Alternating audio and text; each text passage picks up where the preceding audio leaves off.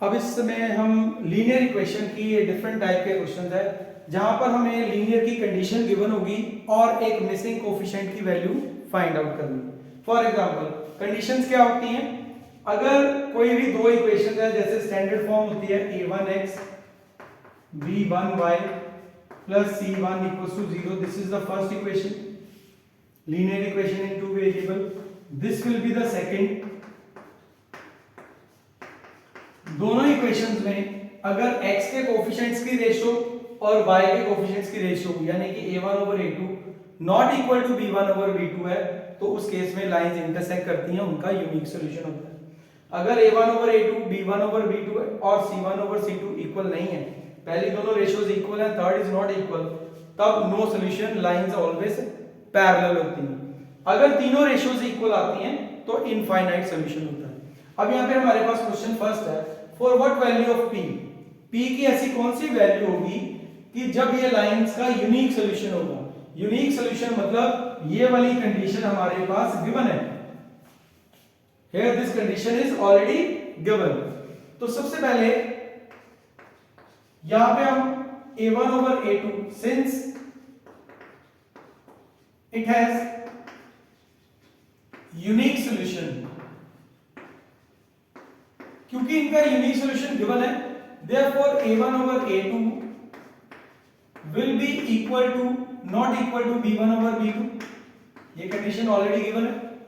अब what is the value of a1, x का coefficient 4 है और a2 में x का कोफिशिएंट 2 है, नॉट इक्वल टू y का कोफिशिएंट p है और इधर 2 है, 2 से 2 cancel, therefore p should not be equal to 4। the value of p is except 4, यानी कि p की वैल्यू 4 नहीं होनी चाहिए।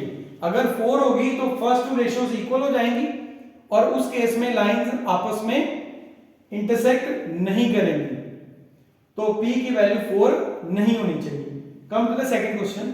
सेकंड क्वेश्चन में हमें for what value of k the given equations lines have infinite solution. अब इनफाइनाइट सॉल्यूशंस कब होते हैं, जब तीनों रेशियोज इक्वल होती हैं। यहां पर a1 मेरे पास k है और इधर 12 है, a2 is 3 और b1 is 3 and b2 is k, this is c1 and here it is c3। since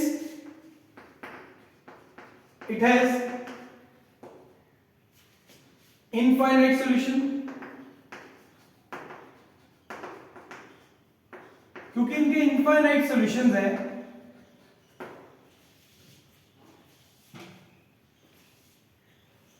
since they have infinite solution, so that's why third condition is applicable। Third condition मतलब कि तीनों ratios equal होंगी, a1 over a2 is equals to b1 over b2 and c1 upon c2। so let's see what are the ratios। a1 की जगह पे ये a1 है, this is b1 and this is c1।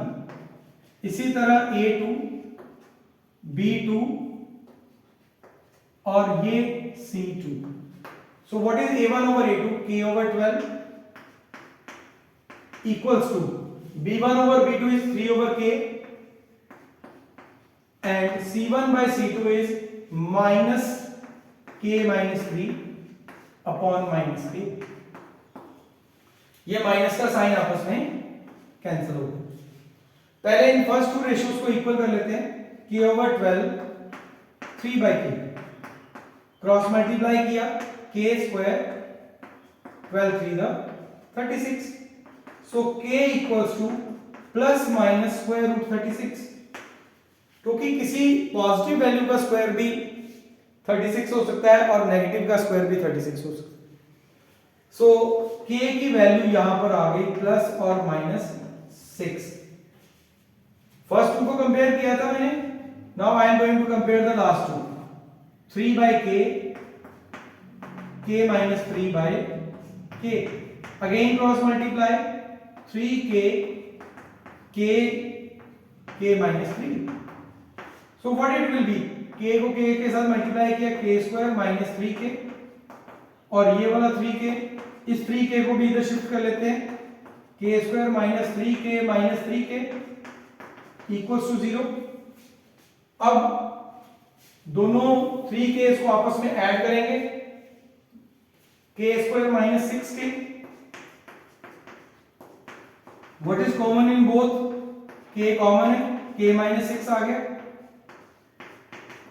सो इधर k equals to 0 और k minus 6 equals to 0. तो k की value 6 आ गई.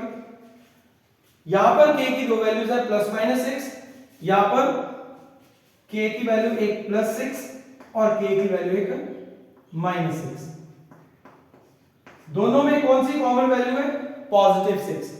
Therefore the answer of k is 6. तो इस तरह से अगर हमारे पास ऑलरेडी पहले से ही कंडीशन गिवन होगी तो हमें उस कंडीशन को अप्लाई करके मिसिंग कोएफिशिएंट की वैल्यू फाइंड आउट करनी है. यूनिक सॉल्यूशन का केस भी देख लिया, इनफाइनाइट सॉल्यूशन का केस भी देख लिया, ऐसे ही नो सॉल्यूशन का केस भी आ सकता है. इनफाइनाइट और नो सॉल्यूशन के केस में दो पेयर आपको सॉल्व करने पड़ेंगे, और यूनिक सॉल्यूशन में you have to check the first two ratios, coefficient of x की रेशियो और कोएफिशिएंट ऑफ y की रेशियो जो है सेम नहीं आनी चाहिए. So these are the sums related to the condition given to find the coefficients, missing coefficients.